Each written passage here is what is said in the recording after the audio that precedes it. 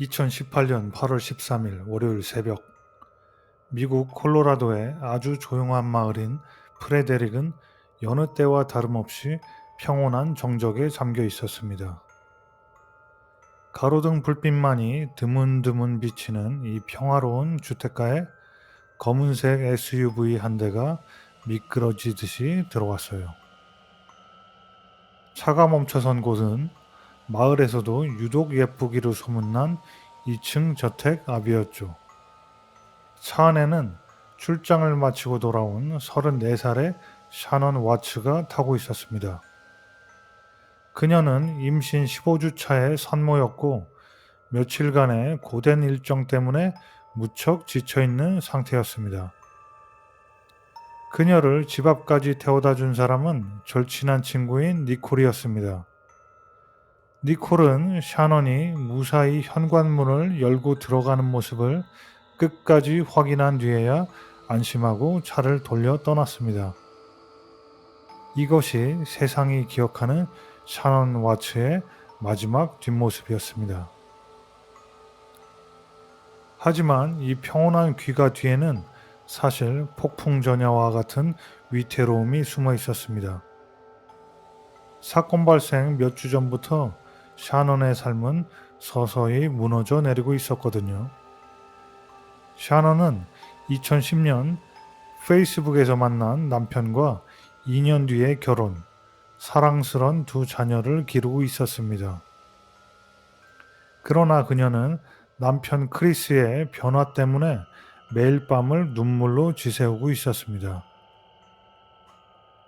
자상했던 남편은 어느 날부터인가 아내의 손길을 거부했고 임신 중인 아내의 안부조차 묻지 않는 차가운 벽으로 변해 있었습니다. 샤넌은 친구들에게 보낸 문자 메시지에서 크리스가 나를 사랑하지 않는 것 같아. 내가 그를 안으려 하면 몸을 피해. 라며 절규했습니다. 그녀는 가정을 지키기 위해 관계의 회복에 관한 책을 사고 남편에게 우리가 왜 이렇게 됐을까? 나는 당신을 위해 무엇이든 할 준비가 되어 있어. 라는 장문의 고백을 보냈지만 크리스의 답장은 늘 짧고 건조했습니다. 불과 몇 시간 뒤인 정오 무렵 이 평화롭던 집 주변에는 심상치 않은 기류가 흐르기 시작했습니다. 샤넌을 데려다 주었던 친구 니콜이 사색이 된 얼굴로 다시 이 집 앞에 나타난 겁니다. 니콜은 아침부터 샤넌에게 수십 통의 문자를 보냈지만 단 한 번의 답장도 받지 못했습니다. 평소 샤넌은 1분도 안 되어 답장을 보낼 만큼 소통이 활발했던 사람이었고 특히 그날은 아주 중요한 산부인과 검진이 예약되어 있었거든요. 태아의 건강 상태를 확인하는 소중한 날에 샤넌이 나타나지 않았다는 소식을 듣는 순간 니콜은 본능적으로 무언가 끔찍한 일이 벌어졌음을 직감했습니다. 니콜은 떨리는 손으로 현관 벨을 누르고 문을 두드렸지만 집 안에서는 오직 키우던 개가 짖는 소리만 공허하게 들려올 뿐이었지요. 니콜은 지체하지 않고 경찰에 신고하는 동시에 직장에 있을 샤넌의 남편 크리스 와츠에게 연락을 취했습니다. 크리스, 샤넌이 연락이 안 돼. 예정된 검사에도 안 나타났고 집문은 굳게 다 잠겨 있어. 지금 당장 와봐야 할 것 같아. 니콜의 목소리는 공포로 떨리고 있었지만 전화를 받은 크리스의 반응은 의외로 담담했습니다. 그는 곧 집에 가보겠다며 전화를 끊었죠. 얼마 후 크리스가 자신의 하얀색 업무용 트럭을 몰고 집 앞에 도착했습니다. 그런데 현장에 도착한 그의 태도는 아내와 아이들이 실종된 상황이라고 보기에는 너무나도 이상했습니다. 그는 트럭에서 내려 경찰과 니콜에게 다가오면서도 서두르는 기색이 전혀 없었어요. 오히려 상황을 귀찮아하는 듯한 묘한 표정까지 읽혔습니다. 크리스가 차고 문을 열고 집 안으로 들어서자 경찰과 니콜도 그 뒤를 따랐습니다. 그런데 집안의 풍경은 너무나도 기괴했습니다. 거실과 주방은 마치 모델하우스처럼 지나칠 정도로 깔끔하게 정리되어 있었거든요. 누군가 침입한 흔적도 몸싸움을 벌인 흔적도 전혀 보이지 않았습니다. 하지만 안방으로 들어가자 소름 끼치는 단서들이 하나둘씩 모습을 드러내기 시작했습니다. 샤넌의 핸드폰은 거실 소파 쿠션 깊숙한 곳에서 발견됐고 그녀의 지갑과 차키 그리고 건강을 위해 매일 챙겨 먹어야 했던 필수약품들이 집안에 그대로 남아 있었습니다. 무엇보다 니콜의 심장을 덜컥 내려앉게 만든 건 침대 옆 탁자 위에 놓인 샤넌의 결혼 반지였어요. 샤넌은 그 반지를 자신의 신체처럼 소중히 여기던 사람이었습니다. 외출할 때 반지를 빼놓고 간다는 건 상상조차 할 수 없는 일이었죠. 아마 친구 집에 잠시 놀러 갔을 거예요. 금방 돌아오겠죠. 크리스는 경찰에게 태연하게 설명했지만 경찰관의 눈에는 크리스의 부자연스러운 행동들이 하나하나 포착되고 있었습니다. 그는 경찰이 집 안을 수색하는 동안 끊임없이 팔짱을 끼고 거실을 서성거렸고 질문에 답할 때마다 시선을 회피하거나 어색한 미소를 지었습니다. 사랑하는 아내와 두 딸이 사라졌는데도 그의 눈에는 슬픔이나 절박함이 보이지 않았던 거예요. 크리스는 오히려 수사관이 자신의 차고 안을 들여다보려 할 때마다 눈에 띄게 초조해하는 기색을 보였습니다.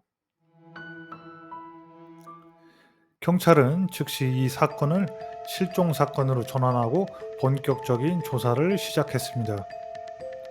하지만 조사를 하면 할수록 의문점은 점점 늘어만 갔습니다. 샤넌의 차는 차고 안에 그대로 주차되어 있었고 아이들의 카시트도 고스란히 장착되어 있었습니다. 어린아이들을 데리고 차도 없이 지갑과 핸드폰도 챙기지 않은 채 어디로 사라졌다는 걸까요? 마을 사람들은 하나둘씩 밖으로 나와 이 광경을 지켜보기 시작했습니다. 평소 완벽한 가족으로 칭송받던 와츠 부부의 집 앞은 경찰차들이 줄지어 서 있는 모습은 그 자체로 거대한 공포였습니다. 샤넌의 부모님 역시 멀리서 소식을 듣고 비명을 지르며 오열했지만 정작 남편 크리스는 집안을 청소하거나 쓰레기를 버리는 등 이해하기 힘든 행동을 이어갔습니다.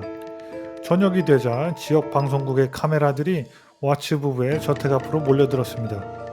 크리스는 현관 앞에서 취재진과 인터뷰를 가졌는데 이 인터뷰 영상은 훗날 많은 이들을 경악하게 만들었습니다. 그는 카메라를 정면으로 응시하지 못한 채 몸을 좌우로 흔들며 이렇게 말했습니다. 그냥 돌아와 줬으면 좋겠어요. 아이들이 없으니까 집이 너무 조용하네요. 어제 아침에 서로 얘기를 좀 나눴는데 그게 마지막이었어요. 이 말을 하는 와중에 그는 가끔 입가에 미세한 경련을 일으키며 웃는 듯한 표정을 지었습니다. 사람들은 그것이 슬픔 때문에 일그러진 표정이라고 생각했지만 사실 그것은 무언가를 숨기고 있는 자의 불안감이었습니다. 경찰은 인터뷰를 진행하는 동시에 집 주변의 CCTV와 보안 장치들을 샅샅이 뒤지기 시작했습니다. 그러다 바로 옆집에 사는 이웃 네이트의 결정적인 제보를 받게 됩니다. 네이트는 자신의 마당과 도로를 비추는 보안 카메라 영상을 경찰에게 보여주었습니다. 영상 속에는 사건 당일 새벽 5시 27분 아직 해가 뜨기도 전에 어둑어둑한 모습이 담겨 있었습니다. 크리스가 자신의 트럭을 차고 쪽으로 아주 바짝 붙여서 후진시킨 뒤 약 50분 동안 무언가 무거운 짐들을 여러 차례에 걸쳐 트럭 뒷좌석과 적재함에 싣는 장면이었습니다. 네이트는 경찰에게 조용히 말했습니다. 크리스는 평소에 저런 식으로 차를 주차하지 않아요. 항상 길가에 세워두죠. 그리고 전날 아침의 행동은 뭔가 아주 은밀하고 조심스러웠어요.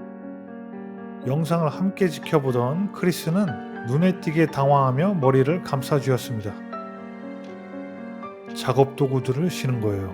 라고 변명했지만 영상 속의 그는 도구가 아닌 사람의 무게감을 다루는 듯한 신중한 움직임을 보이고 있었습니다.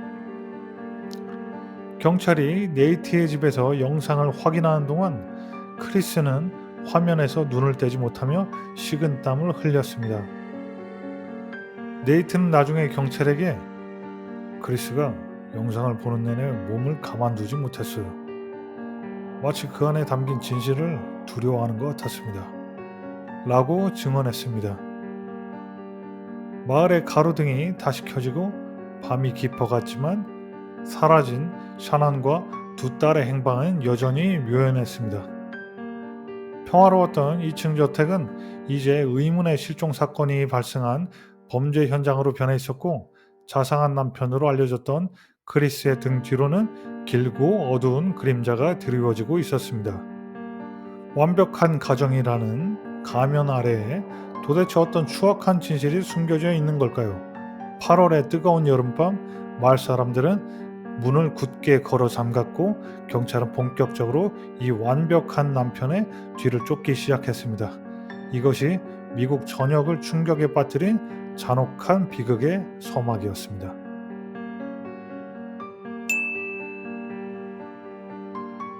사건 발생 이튿날 경찰은 크리스 와츠라는 인물의 내면을 더 깊이 파헤치기 시작했습니다. 겉으로는 평범한 직장인이자 아빠였던 그였지만 수사팀에 그의 핸드폰과 컴퓨터를 복구하자마자 믿기 힘든 사실들이 쏟아져 나왔습니다. 사실 크리스는 이미 다른 세상을 꿈꾸고 있었습니다. 그는 직장 동료였던 캐싱어라는 여성과 수개월째 깊은 외도 관계를 유지하고 있었거든요. 그는 내연녀에게 자신은 거의 이혼한 상태나 다름없다며 곧 자유의 몸이 되어 그녀와 새로운 가정을 꾸릴 것이라고 약속했습니다. 크리스에게 임신한 아내 샤넌과 두 딸 벨라, 셀레스트라는 이제 지켜야 할 소중한 가족이 아니라 자신의 화려한 새 출발을 가로막는 무거운 짐이자 거추장스러운 장애물에 불과했습니다. 그는 이혼이라는 복잡한 절차 대신 훨씬 더 극단적이고 잔혹한 해결책을 머릿속으로 그리고 있었던 겁니다. 그는 아내가 실종되기 전날까지도 내연녀와 은밀한 만남을 가졌고 심지어 아내와 아이들이 사라지면 어떤 인생을 살지에 대해 아주 구체적으로 밀담을 나누고 있었습니다. 하지만 크리스는 여전히 나는 모른다. 그들은 제 발로 나간 것이다. 라는 주장을 굽히지 않았죠. 경찰은 이제 더 이상 그를 실종자의 가족이 아닌 유력한 용의자로 대하기 시작했습니다. 8월 15일 수요일 드디어 운명의 날이 밝았습니다. 콜로라도 수사국 베테랑 수사관들은 크리스를 정식 취조실로 불러들였죠.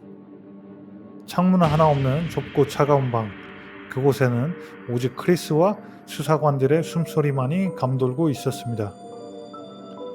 수사관들은 크리스를 거칠게 몰아붙이는 대신 아주 부드럽고 친절한 말투로 그의 경계심을 허물기 시작했습니다. 크리스, 당신은 정말 좋은 사람이란 걸 알아요. 가끔 우리는 감당할 수 없는 상황에 부딪히기도 하죠. 우리는 당신을 비난하려는 게 아니라 그저 진실을 알고 싶을 뿐입니다. 이윽고 이 사건의 가장 상징적인 순간 중 하나인 거짓말 탐지기 조사가 시작되었습니다. 수사관은 크리스의 몸에 여러 개의 센서를 부착하고 아주 직설적인 질문들을 던졌습니다. 당신의 아내와 아이들이 어디에 있는지 알고 있습니까? 당신이 그들을 해쳤습니까? 크리스는 떨리는 목소리로 아니요 라고 대답했지만 거짓말 탐지기의 바늘은 요동치고 있었습니다. 조사가 끝나고 결과지를 들고 들어온 수사관의 표정은 차가웠습니다. 크리스, 숫자는 거짓말을 하지 않아요. 당신은 이 테스트를 통과하지 못했습니다. 단 한 문항도요. 그 순간 취조실의 공기는 얼어붙었습니다. 크리스는 마른 세수를 하며 초조하게 입술을 깨물었고 수사관들은 이 기회를 놓치지 않았습니다. 그들은 크리스의 아버지를 취조실 안으로 들여보냈습니다. 가족이라는 가장 약한 고리를 건드린 것이죠. 아버지를 본 순간 크리스의 단단했던 방어막이 한순간에 무너져 내렸습니다. 그는 아버지의 어깨에 고개를 묻고 오열하며 드디어 입을 열었습니다. 하지만 그 입에서 나온 말은 가히 충격적이었어요. 샤넌이 애들 죽였어요. 제가 이혼하고 싶다고 하니까 그녀가 미쳐서 딸들의 목을 졸랐고 그 광경을 보고 제가 너무 화가 나서 저도 모르게 샤넌을 죽였습니다.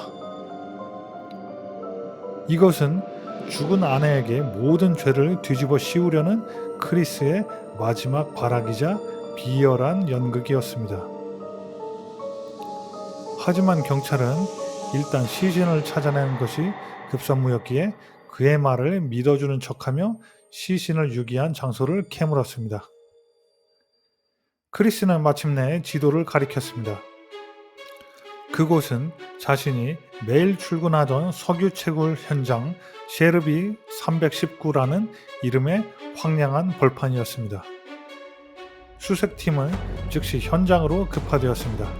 헬리콥터와 수색견 그리고 방독면을 쓴 요원들이 투입된 그곳은 말 그대로 지옥의 풍경이었습니다. 수색팀이 가장 먼저 발견한 것은 벌판 한 구석에 얕게 파헤쳐진 흙더미였습니다.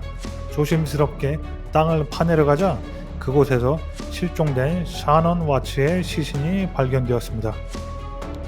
그녀는 집에서 입던 잠옷 차림 그대로 아무런 장비도 없이 차가운 땅속에 버려져 있었습니다. 하지만 더 큰 비극은 아직 시작도 되지 않았습니다. 두 어린 딸 벨라와 셀레스트가 그 어디에도 보이지 않았거든요. 수사관들이 고개를 들어 바라본 곳은 그 옆에 서 있던 거대한 원유 탱크 2개였습니다. 원유 탱크 꼭대기에는 지름이 고작 20cm밖에 되지 않는 좁은 입구가 있었습니다.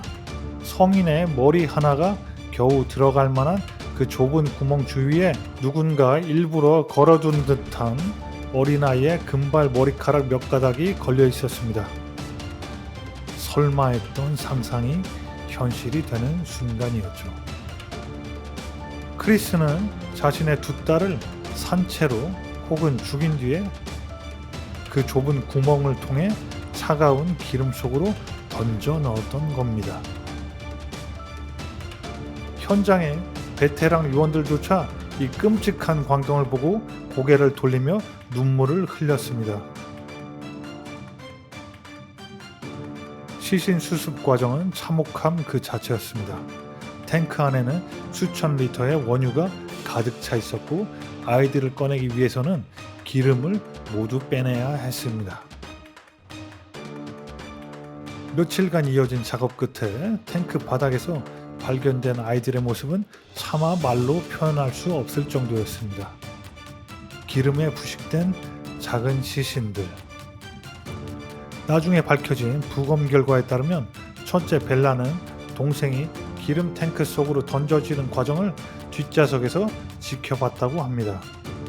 그리고 자신에게 다가오는 아빠에게 "아빠, 안 돼! 라고 애원하며 마지막까지 발버둥을 쳤습니다.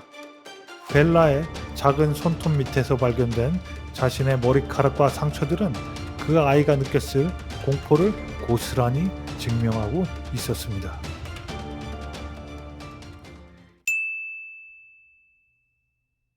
이 끔찍한 발견이 세상에 알려지자 전 미국은 경악과 분노에 휩싸였습니다. 단순히 한 남자의 의도가 부른 비극이라고 하기엔 그 수법이 너무나도 잔인하고 비인간적이었기 때문이죠. 크리스 와츠는 다시 취조실로 끌려왔습니다.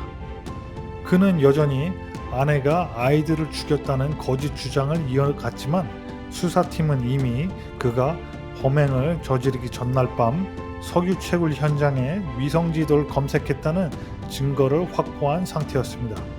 그는 이미 아이들을 어디에 버릴지, 어떻게 죽일지를 치밀하게 계획했던 것입니다. 이제 사건은 절정을 향해 치닫고 있었습니다. 크리스 와츠라는 인간의 탈을 쓴 악마가 법정에서 어떤 심판을 받게 될지, 그리고 그가 숨기고 있던 마지막 진실이 무엇인지 온 세상이 지켜보고 있었습니다. 그는 과연 왜 자신들의 피부치들을 그토록 잔인하게 살해해야만 했을까요? 평범했던 한 남자가 어떻게 단 하룻밤 만에 미국 역사상 가장 증오받는 살인마로 변하게 된 것일까요? 법정의 문이 열리고 크리스가 고개를 숙인 채 입장하자 희생자 가족들의 비명이 터져나왔습니다. 그것은 깨어진 아메리칸 드림의 비참한 종말이자 악마의 가면이 완전히 벗겨지는 순간이었습니다. 석유 채굴 현장에서 아내와 아이들의 시신이 발견된 후 사건은 이제 법정이라는 차가운 심판대로 옮겨졌습니다. 2018년 11월 전 미국인의 눈이 콜로라도의 한 법정으로 쏠렸습니다.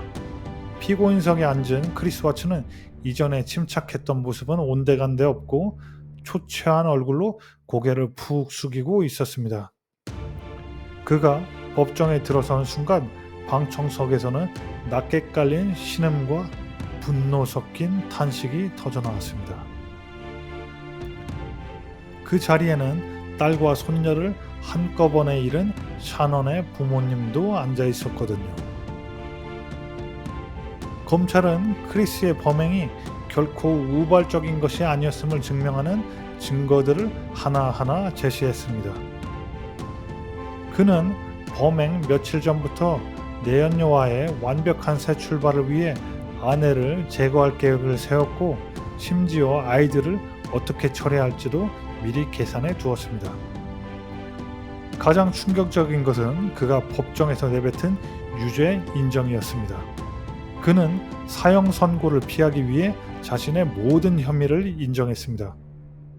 아내 샤넌 와츠에 대한 살인, 그리고 두 딸 벨라와 셀레스트에 대한 살인, 심지어 태어나지 못한 아기 니코에 대한 유산 유도 혐의까지 말이죠.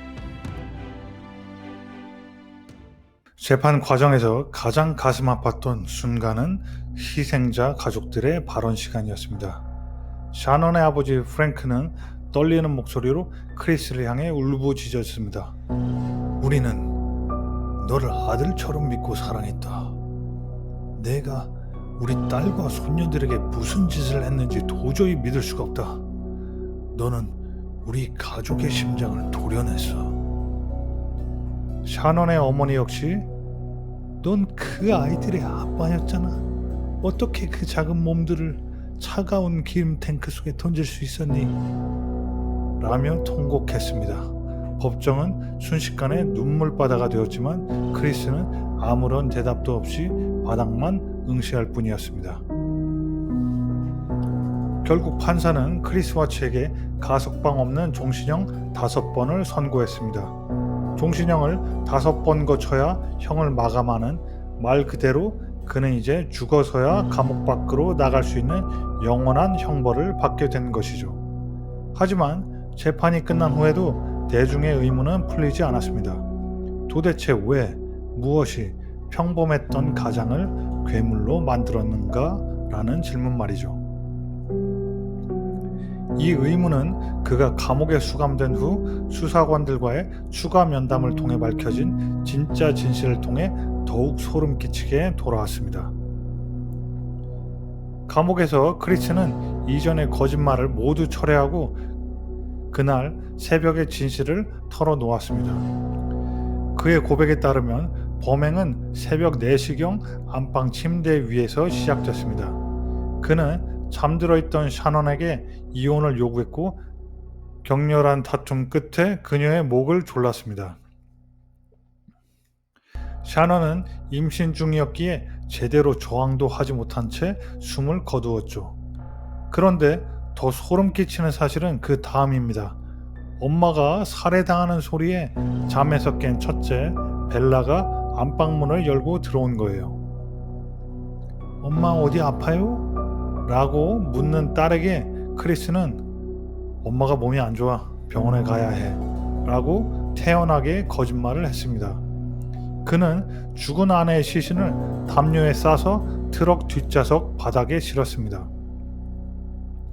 그리고 살아있는 두 딸 벨라와 셀레스트를 그 시신 바로 옆자리에 태웠습니다.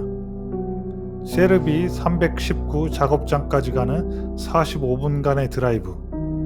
아이들은 엄마가 발치에 죽어 있다는 사실도 모른 채 아빠의 손을 잡고 어둠 속을 달렸습니다. 현장에 도착한 크리스는 먼저 작은 딸 셀레스트를 불러냈습니다. 그는 아이가 평소 아끼던 파란색 담요로 아이의 얼굴을 덮고 숨을 막았습니다. 그리고 죽은 아이를 좁은 기름 탱크 구멍 속으로 던져 넣었습니다. 이 모든 과정을 뒷좌석에서 지켜보던 첫째 벨라는 공포에 질려 떨고 있었습니다. 크리스가 다시 차로 돌아와 벨라를 불렀을 때 4살 배기 아이는 아빠가 자신에게 무슨 짓을 할지 이미 알고 있었습니다. 벨라는 울면서 애원했습니다. 아빠, 안 돼. 제발 동생처럼 하지 마세요. 하지만 크리스는 그 작은 아이의 마지막 절규조차 무시한 채 똑같은 방식으로 벨라를 살해했습니다. 그는 나중에 고백하기를 벨라가 마지막까지 살기 위해 발버둥 치는 바람에 손가락에 상처가 났고 아이의 마지막 모습이 평생 머릿속에서 떠나지 않는다고 말했습니다. 하지만 그것은 후회가 아니라 그저 자신의 고통에 대한 토로일 뿐이었죠. 이 사건은 전형적인 가족 파괴자의 심리를 보여줍니다.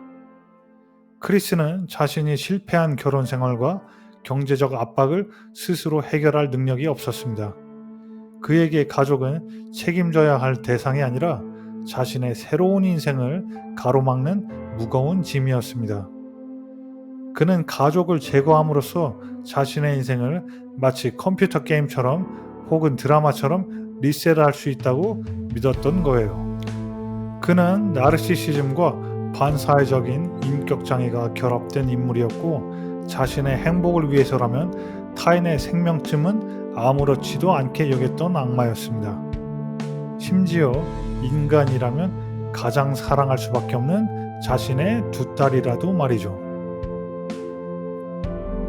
지금 크리스 와츠는 위스콘신의 삼엄한 감옥 안에 갇혀 있습니다. 그는 감옥벽에 아내와 두 딸의 사진을 붙여두었다고 합니다. 매일 아침 그 사진들을 보며 기도한다고 말하지만 대중은 그것조차 그의 기괴한 쇼라고 생각하고 있죠. 샤넌의 가족들은 매년 8월이 오면 그날의 비극을 떠올리며 고통스러운 시간을 보냅니다.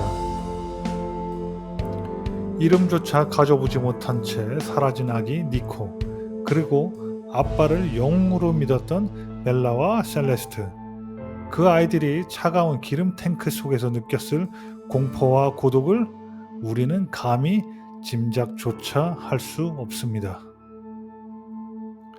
오늘 우리가 살펴본 이 사건은 우리에게 묵직한 경고를 던집니다. 완벽해 보이는 이웃, 자상해 보이는 남편, 그리고 행복해 보이는 SNS의 사진들.